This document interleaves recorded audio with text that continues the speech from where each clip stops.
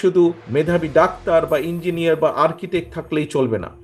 আগামী দিনে মেধাবী খেলোয়াড় তৈরি করতে হবে, প্রফেশনাল খেলোয়াড়, প্রফেশনাল সাংস্কৃতিক কর্মী গড়ে তুলতে পারে, তাহলে বহু মানুষের কর্মসংস্থান করা যাবে। একটি কথা আমি আপনাদের সামনে আজকে তুলে ধরতে চাই।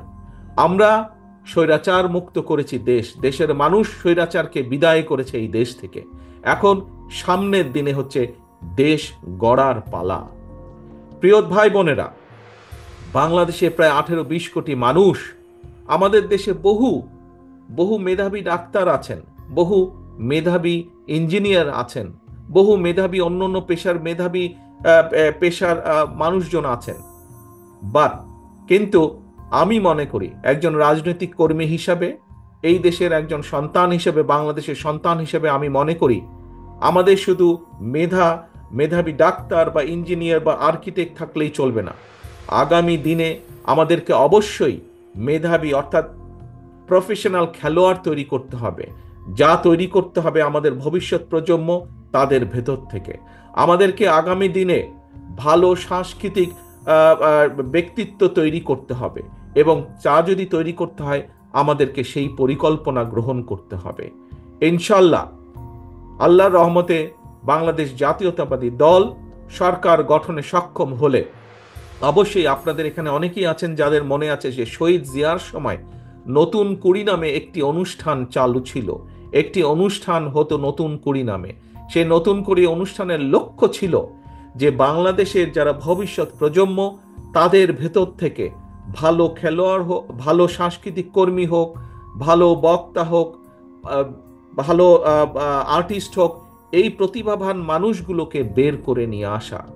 আগামী দিনে আমাদের লক্ষ্য থাকবে, উদ্দেশ্য থাকবে, আমাদের পরিকল্পনা থাকবে, যে পরিকল্পনা আমরা নিয়েছি এই দেশের মাটি থেকে, এই দেশের সন্তানদের ভেতর থেকে আমরা ভালো খেলোয়াড় বের করে নিয়ে আসব।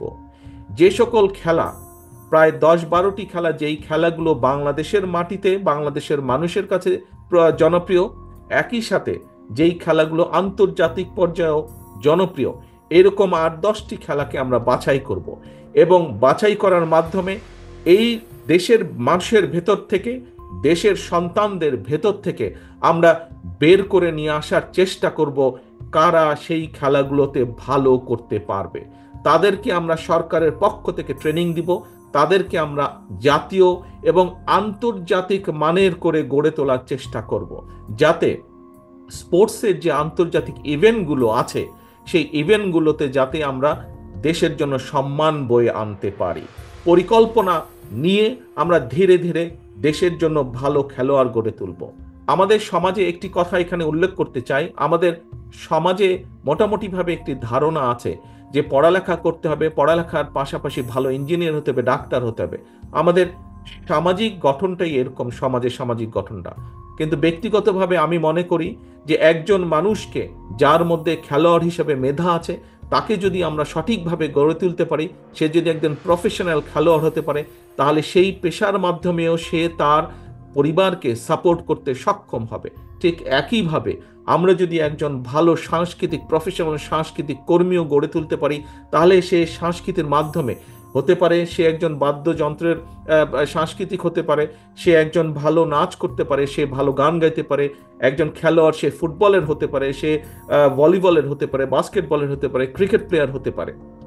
অর্থাৎ আমরা যদি প্রফেশনাল খেলোয়াড়, প্রফেশনাল সাংস্কৃতিক কর্মী গড়ে তুলতে পারি, তাহলে বহু মানুষের কর্মসংস্থান করা যাবে। একই সাথে আমরা এই যে ভবিষ্যৎ প্রজন্ম, যাদেরকে আমরা খেলোয়াড় হিসেবে গড়ে তুলব, যাদেরকে আমরা সাংস্কৃতিক কর্মী হিসেবে গড়ে তুলব, তাদেরকে শিক্ষা দেওয়ার জন্য আমরা অনেক শিক্ষক পর্যন্ত, শিক্ষকের কাজ পেতে পারেন এরকম অনেক ব্যক্তিকেও আমরা কর্মসংস্থানের ব্যবস্থা করে দিতে পারবো।